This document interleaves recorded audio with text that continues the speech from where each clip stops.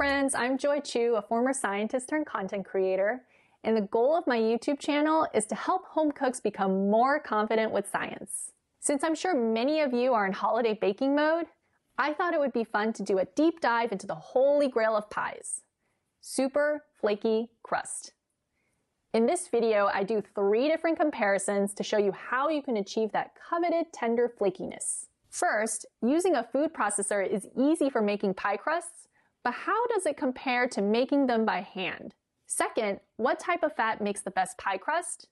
And third, does vodka or vinegar actually make pie crust better than just using plain old water? You'll definitely want to stick around for the last question and a tasty surprise at the end. Now let's get to those burning questions. But no burning pie crusts, I promise.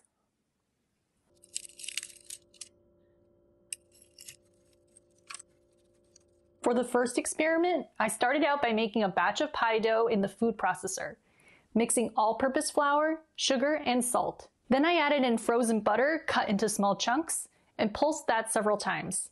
Next, I poured in the iced water and pulsed the ingredients until the dough just came together. Both the butter and water should be extra cold to create those wonderful flaky layers and to help your crust stay tender. After shaping the dough into a disc, I wrapped it and chilled it for about 30 minutes. I made another batch of dough with identical ingredients, except I had incorporated the butter and ice water by hand. To compare the 2 batches, I rolled the dough out, cut it into thin strips that were 1 to 2 inches wide, and baked both batches side by side at 375 degrees Fahrenheit for 10 minutes. So now that I've baked my pie crust strips, I'm going to taste them now and compare the textures. So I'm going to start with this one, which was made in the food processor.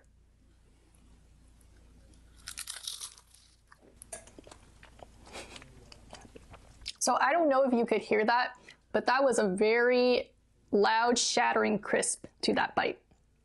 I would compare this almost to a very thin, flaky cracker.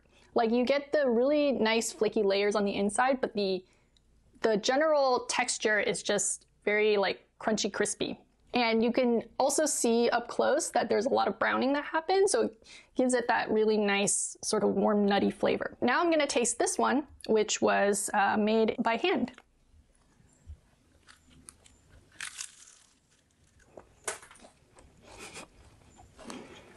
So this one has a very different texture. I would compare this almost to like a puff pastry.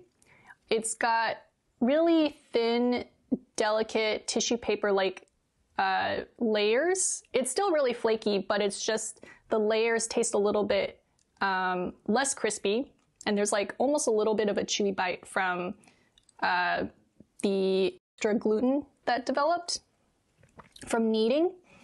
And you can see that there's less browning on here, so it doesn't have as much of a nutty flavor, but it's very good as well. So even though both types of crust were quite tasty in my opinion, why were the textures so different? The answer has to do with the extra kneading and laminating that I did by hand. When I pulsed the dough minimally in the food processor and shaped it directly into a disc, the crust stayed extra crisp and tender since the gluten didn't develop much.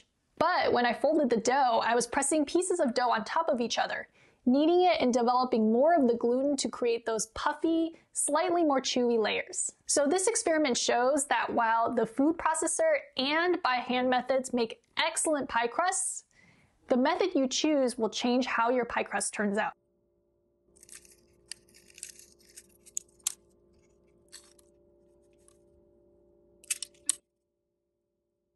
Now for the second question. Have you ever wondered why some recipes call for butter, vegetable shortening, lard, or some combination of them? The main reason is their handling temperature. While these fats have something in common, high amounts of saturated fat, their ability to remain solid yet pliable is quite different. Butter provides the most flavor, but unfortunately has a very narrow temperature range between too hard and melted. Shortening and lard, on the other hand, are much easier to work with since they have a larger temperature range. And what about their impact on texture? American-style butter is about 80% fat and 15% water, meaning that it has some moisture that can convert into steam and create those puffy, flaky layers in your pie crust. Shortening and lard are 100% fat, so they have zero water content. This means extra tender dough, but it won't puff the same way as a butter-based pie crust. So like earlier, I'm gonna take each of the pie crust strips I've made and compare the texture. So here is the first one. We've already seen this one, regular butter, but I'll just taste it for you just as a recap.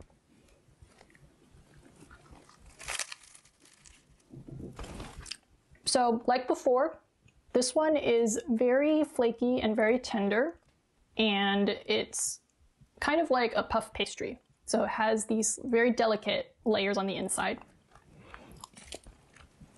Now for the second and third strips, since I know a lot of people aren't big fans of shortening and lard, I'm using substitutes that you can easily get.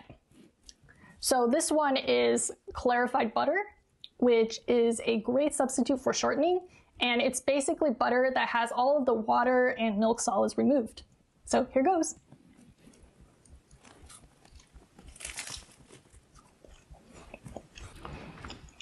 So it's amazing what happens when you take all of the water from butter, because this has a very flaky, tender texture that's almost like phyllo dough and baklava. So it has kind of a nice crispiness on the outside, but when you bite into it, you get these kind of mini shattering bites in the middle. So it's pretty good. And for the last strip, I'm going to taste coconut oil, which I thought would be good since it's a vegan alternative to lard.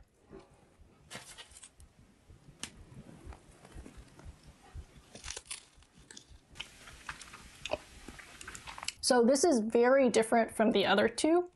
The other ones had this very like delicate kind of tissue paper-like quality. This is just crispy, flaky, and almost tastes like shortbread. So it kind of has this like hardiness to it that's very different. And I guess you could say it's a little bit crumbly too. To answer the original question, what type of fat is best for pie crust?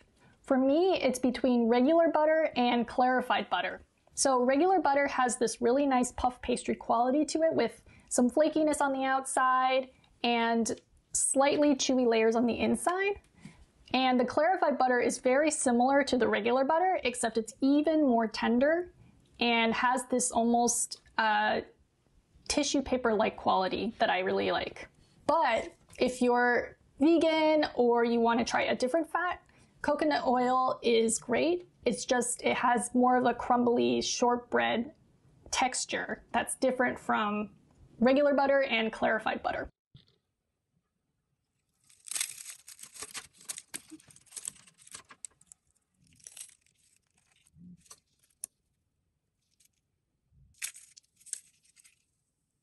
Now for the really interesting stuff.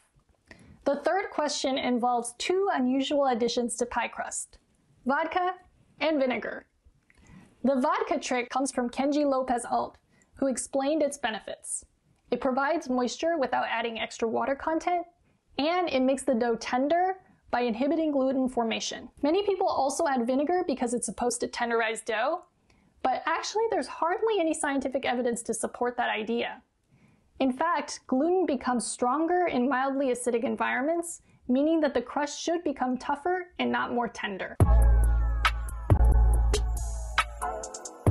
You know the drill. It's time to taste each of our pie crust strips and compare the textures. So let's start with our control, which is just water by itself.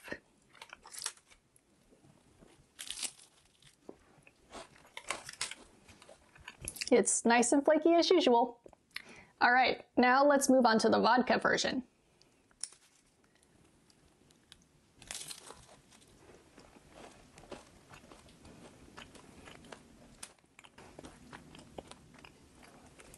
So for this version, it's nice and crisp and flaky on the outside. And interestingly, when you get to the middle, it becomes very dense because I feel like all the layers are sort of compacted. So I'm not sure if I like this quite yet, but let's taste the vinegar one to see how that goes.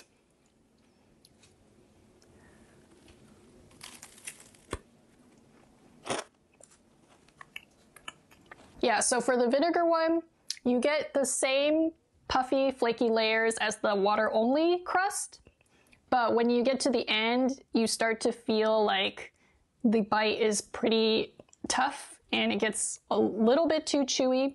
At the end of this experiment, I am surprised to say that I still prefer just plain old water. I think I'm not the hugest fan of the vodka, actually. The vodka version seems to be kind of doughy in the middle, and with the vinegar, I definitely would easily ditch the ingredient. So this is something that puzzled me initially.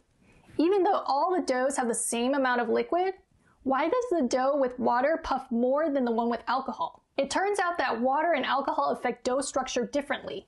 Think of each layer in the pie crust as a sheet of intertwining gluten strands.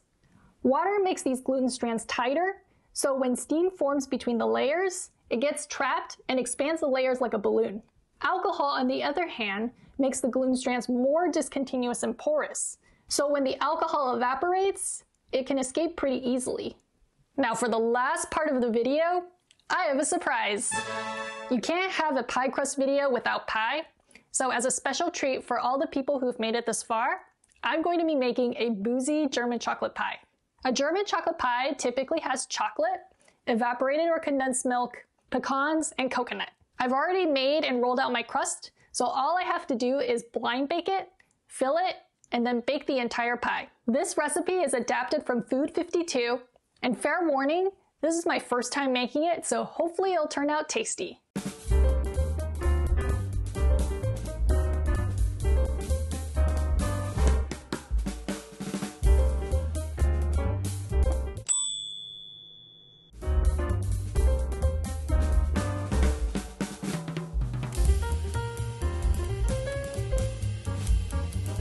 So I'm done baking this boozy German chocolate pie and it looks pretty good. I was worried that I had overcooked it, but it turns out it looks just right. Super moist and custardy on the inside, and pardon my language, but this crust looks flaky AF. It looks very good. So I'm excited to try this and we'll see how it tastes. Bon appetit. Wow, it's just really chocolatey. It tastes almost like a really fudgy brownie with pecans and coconut. And you get the slightest, oh so slightest hit of bourbon. Probably should have put more, but this is pretty good. And I'm gonna try these little shards of crust. Very crunchy. This is actually pretty good for the first time. I'm gonna pat myself on the back later. Thanks for watching. To get more in-depth notes on pie crust science and a special bonus holiday recipe, subscribe to my free Substack newsletter. If you enjoyed this video, like, share, and subscribe to my channel below. Happy December, and see you right before Christmas. Bye. Go have some pie.